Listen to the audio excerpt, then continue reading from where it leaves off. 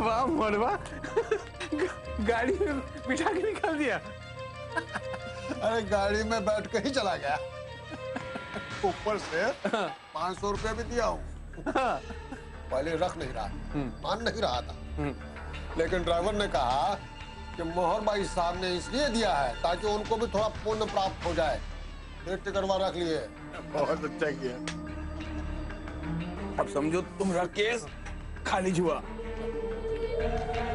पैसे में बहुत ताकत होता है, उसके बल में इंसान कुछ भी कर सकता है। आदमी पर एहसान करके उसको इतना दबा दो जो तुम्हारे विरोध में बोलते समय उसकी जबान लड़खड़ाती है, समझे? अभी तो बाबू जी का कृपा है, बहुत ही गुणी और अनुभवी आदमी है। ये हथियार तो हम आजमाया ही नहीं। लेकिन लखन बाबू, एक तो बात हमको बहुत ही परेशान कर रहा है। क्या हुआ? अरे वो दरोगा कह रहा था कि अगर ज्यादा दबाव आ गया ना, हमको गिरफ्तार भी कर सकता है। तो क्या हुआ, करे गिरफ्तार, निकाले अरेस्ट वारंट, उसी दिन 2 ही घंटे में तुम्हारे जमानत न करते तो हमको कहना। और सुन मोहर, तुम आजकल काम ठीक से नहीं कर रहा हमारा। हाँ? अरे लखन बाबू, हम समझ रहे हैं आपका इशारा किस तरफ है। अरे हम प्लानिंग बात तो बहुत बढ़िया।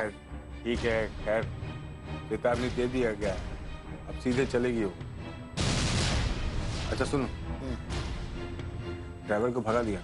अरे आप अपना काहे सोचते हैं, उसको ठिकाने लगा दिया हो। हाँ बहुत अच्छा। लेकिन लखन बाबू, चिंता खाए जा रहा है। क्या हुआ?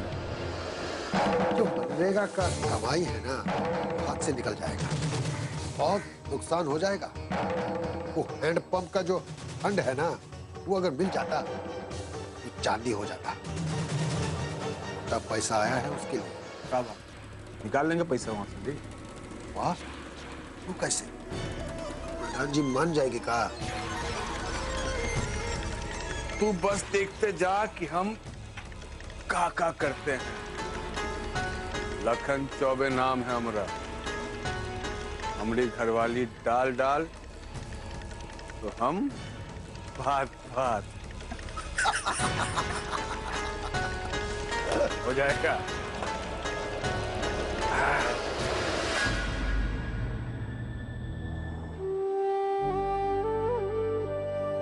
जब सारी डिग्री आपके पास है, फिर आपको नौकरी क्यों नहीं मिली? अब हम ये कैसे बता सकते हैं प्रधान जी, आखिर आप प्रधान हैं और ये नौकरी भी आपके ही हाथ में।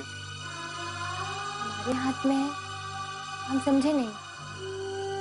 आप कैसी बातें कर रही हैं, आप समझी नहीं मतलब? आखिर प्रधान जी, आपके ही दस्तखत से शिक्षा मित्र योजना के तहत राम प्रसाद को ये नौकरी मिली है। अंगूठा तो हमने ही लगाया था, मगर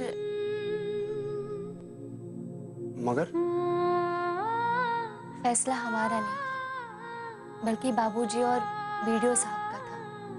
देखिए प्रधान जी, छोटा मुंह और बड़ी बात, मगर इस फैसले से गांव की स्कूल का तो बहुत नुकसान हो रहा है और ये बच्चों के भविष्य के साथ खिलवाड़ है। ऐसे में तो वो कहीं के नहीं रहेंगे। देखिए आप कुछ कीजिए। अब बाबूजी है नहीं और ना ही ये है, और इन लोगों से बिना बात विचार के हम कुछ नहीं कह सकते। अभी हम लखन भैया से मिले थे, मगर उन्होंने हमारी बात पे कोई ध्यान ही नहीं दिया, तो इसलिए हम आपसे बात कर रहे हैं। उन लोगों को आ जाने दीजिए, फिर हम बताते हैं आपको। जी बहुत मेहरबानी होगी आपकी। अच्छा एक बात बताइए, ये स्कूल मंदिर में क्यों चलाया जा रहा है? देखिए जी, बैठने की जगह ही नहीं बची कहीं। स्कूल की छत पे कहीं कोई ऐसा कोना नहीं है जहां से पानी टपकता ना हो, तो ऐसे में क्लास तो चलाना ही था। तो ये तो बहुत बुरा हुआ। बरसात के पहले इन सभी चीजों का गांव वालों को ध्यान देना चाहिए था। देखिए माफी चाहूंगा, लेकिन ये जिम्मेदारी भी आपकी है प्रधान जी, क्योंकि ये काम भी सर्व शिक्षा अभियान के तहत ही आता है और जब पिछले 3 सालों से स्कूल की छत को फेरा नहीं गया तो ये सब तो होना ही था। अच्छा बोल चलते हैं।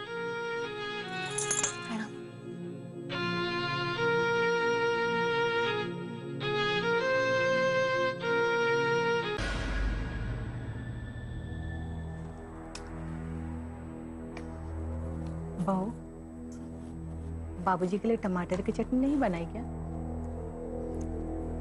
अरे नहीं नहीं, हमको चटनी नहीं चाहिए।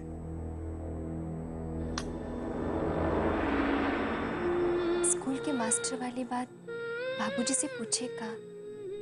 नहीं नहीं, कहीं वो बिगड़ गए तो रात को वो आएंगे तो उन्हीं से पूछ लेंगे। बहू, तुमको एक दिन हमारे साथ चलना होगा ब्लॉक की मीटिंग के लिए। ब्लॉक के काम तो सब आप ही लोग करते हैं, तो ये कहाँ जाएगी?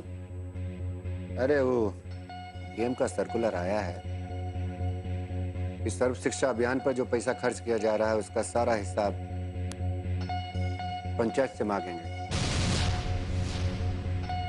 ग्राम प्रधान होने के नाते बहू को जाना पड़ेगा ना। बाबूजी, वो स्कूल मंदिर के अहाते में क्यों चलाया जा रहा है? लो, अब तुम्हारी बहू भी डीएम बन गई, ये भी हमसे हिसाब मांग रही है। नहीं, वो बच्चों को हमने मंदिर में देखा। अम्मा जी भी हमारे साथ ही थी। कहा है ना बहू, बरसात इतना हो रहा है, छप्पर से पानी टाप टाप टाप टाप गिरता रहता है। बच्चा लोग अगर भीग गए तो सर्दी जुकाम हो जाएगा और सारा का सारा इल्जाम हम लोग के ऊपर आएगा। इसीलिए बारिश रुकने तक मंदिर में इंतजाम करा दिया है। बाद में छप्पर ठीक करवा देंगे। बाबूजी, वो गांव की औरतें कह रही थी कि स्कूल में अच्छे से पढ़ाई नहीं हो रहा है, तो बच्चों को ट्यूशन भेजना पड़ रहा है। अब गरीब लोग ट्यूशन के पैसे कहाँ से लाएंगे? अरे बहू, आजकल कोनो गरीब नहीं है। मनरेगा से पैसा मिल रहा है ना मजदूरों को, और दूसरा मुफ्त का इलाज भी हो रहा है। सरकारी इलाज, सारी सुविधाएं तो सरकार दे रही है। अब फिर भी कोई अपनी मर्जी से ट्यूशन पढ़ाना चाहता अपने बच्चों को स्कूल की पढ़ाई के बाद भी, तो फिर हम क्या कर सकते हैं? पढ़ाओ। वही तो ये भी कह रही है कि पढ़ाई नहीं हो रहा है ठीक से।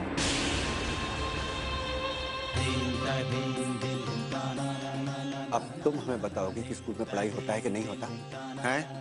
तुम दोनों जो कभी जिंदगी में स्कूल का शकल नहीं देखा, काला अक्षर भैंस बराबर।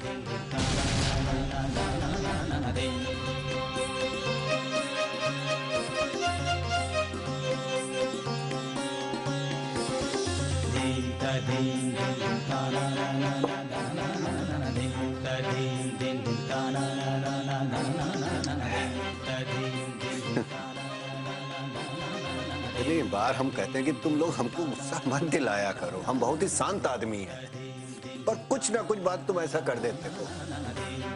अब खाना खाओ।